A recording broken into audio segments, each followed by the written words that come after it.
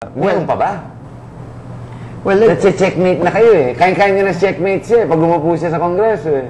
you know, Harry, I think one is she doesn't like to fade into the sunset. Yeah, in the mukha nga. So she wants to remain relevant. Now,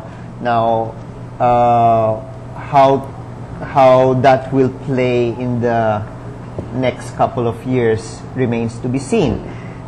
This is naughty on my part. This is not the Liberal Party. Right. This is not. I'm not talking for President Noynoy, but I'm also looking at as a political commentator, as a student of politics. That who knows? 2016, if the Constitution remains the same way, might be a comeback. Because if you look at it, there was no question to the running of President Estrada. Re-elect? No, I never looked at that. But that's because he was not able to complete his 6 years. But GMA did. No, but there was no question in the Supreme Court.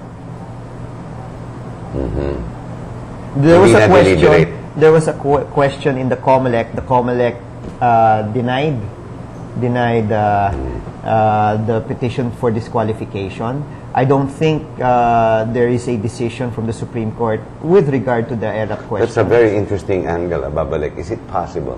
And remember, this is not a re-election in the sense one after the other. This is the same argument that ERAP was using.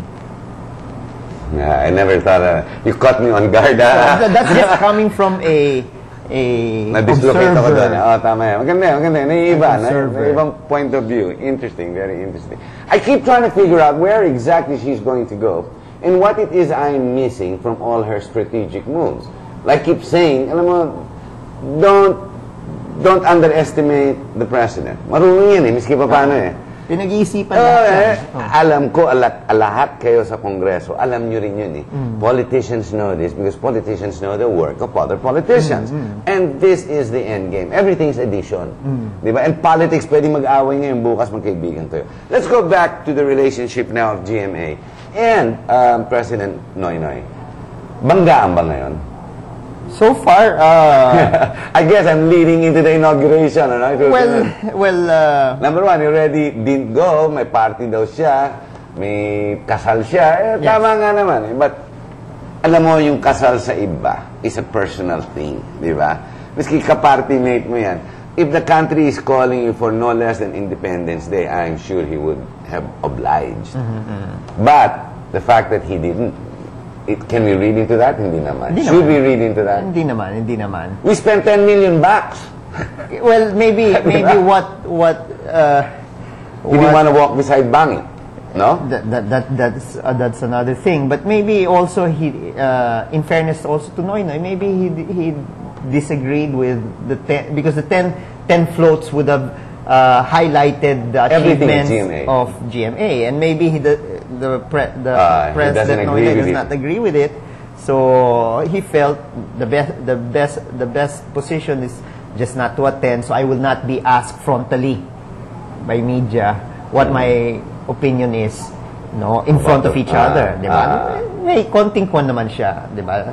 Is there animosity between the two presidents coming in? Personal or otherwise? I know otherwise there is. On a personal basis. Remember, he was strong opposition. Well, yes, but if you look at Noynoy and his character, he met the president when the mom was lying in state. As a senator, I didn't think he had much of a choice. Yeah. As a senator of the Philippines, he had no choice. He had to receive the sitting president. Yes. That's part of it.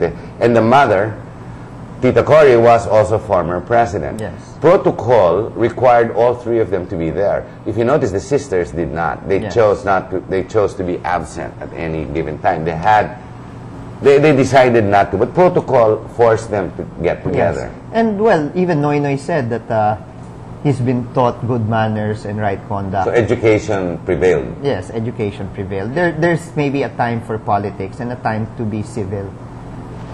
No less a funeral. No less funeral. Even taking the call of the president, Noynoy admitted that he felt awkward And there are a lot of speculation that he may have talked longer to the President of the United States than the... about cigarette smoking, I mean, really. Well, I found that, others. Yeah, I found that a bit trivial. It's like the press con he did in Congress. My gosh, all the questions being lobbied didn't have to do anything about the direction of the country. I think Noynoy was ready for much more. But I love his candor. I love the way his present disposition. He seems to have bloomed overnight. Is it the haircut? Is it the new barong? Is it the new position? Whatever it is, all of a sudden he can communicate. I think it's like, I was blown away like the way FPJ was. Di ba, in his campaign, di siya nagsalita eh. And then yung natalo siya, nagsalita. Ang galing pala magsalita nito. Meron pala. Walang away naman between GMA and... Wala naman personal na away. No, wala naman personal. How about on the inauguration? Protocol has it, he has to visit the palace, wherein the sitting president will now turn over the key of the palace. They will ride vehicle number 1 as a symbolic transport that will move towards the People's Arena, which is either the Circle or Rizal Park, di ba? And wherein one and the other will swear, and the minute one is sworn, the other one takes over, the other one quietly disintegrates into the field, di ba? That sort of thing. Papayag ba siya silang dalawa sasakay sa loob? Trivial question there would be, will he be allowed to smoke a cigarette? Because he can't smoke in front of the whole country. So doon na lang sa kotse, bago mag-i-inaugurate ako, yumasin muna ako. Kasabay ko si GMA sa loob ng kotse. Pwede ba ito? I'm only being trivial there. Well, will he sit with her is my question. I think Noynoy had answered that already, and he just said that... he was circumspect. No, he doesn't think that it will be a long ride. So he will. He mentioned... It's 5 minutes, yeah, to be exact. It's less than 5 minutes. So he will respect protocol. He will respect protocol. Well, I don't think we have any more issues, really. I'm glad the way you answer all these issues, the candor, and we have something to look forward to. The role of the presidency, we can only speculate. There are doomsayers that will continue to say their doom and predict it, and there will be others who will support it. As a news media person, we can only analyze after. Ask for promotion, we should propose to people like you instead of directly to the president. But I think that everybody in general should be body politic and exercise their part and play along and understand so that they can make the right decision. Erwin, what can we expect now in the next 2 weeks in Congress? Pahinga lahat kayo. Tapos na yung 14th. No, actually, you're not yet tapos until no, June. Tapos na. Tapos na. Our legislative functions have ended on June 4. But your power stays on until the 30th. June 29. Yeah, June 30. Parang-pareho ni Presidente. Yes. And then the new re-elected congressman, you've already been, hindi ka na elect congressman ka na eh, but you take the position at the end of the month. Yes. Paano nga pala yan, yung mga opisina nyo? Ikaw, no problem, you retain. Yes. Eh, yung mga luma, they give in to the new ones. They have to give in to the new ones. And, of course, the old ones are packing up, no? The new ones will have to go into a raffle. You're a senior member now, and you're a member of the controlling party, the Liberal. Yes. Don't you get an upgrade of a room, for example? It depends on you, if you want to if you jockey for it. If you want it. Right now, the new building that had been constructed. Yeah, in the south, no, the south wing. Yeah, the south na yun. Yeah, south wing. Those that would be allowed to stay in that building would be the third-term congressmen. Meron ng area. So, senior dito. Yeah, they have first crack on the new building. Oh, that makes sense. I think that's equitable. That's fair. So, that's fair. I would be moving my offices from North Wing maybe to the South Wing. South ka na? Yes. North Wing is nice. Mas malaki-laki ng office nyo. Pinakamahina, pinakamaliit para sa akin are the ones on the... Actually, in the North Wing, in the top floor, ang liliit na mga opisina. The Mitra is a bit bigger, I think. Yeah, the Mitra is, actually, it's quite nice, the size of the Mitra. Kasi bagong building. Bagong building. Now the newer one is what we're looking at now. So, I don't know if 287 congressmen will all have rooms. That's hopefully they do.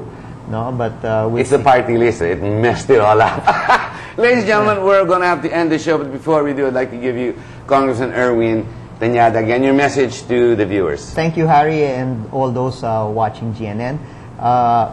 Elections are over, but holding and continuing to be vigilant remains a duty of every citizen. We have to continue to engage government. Noynoy has said that he won the election because of the people.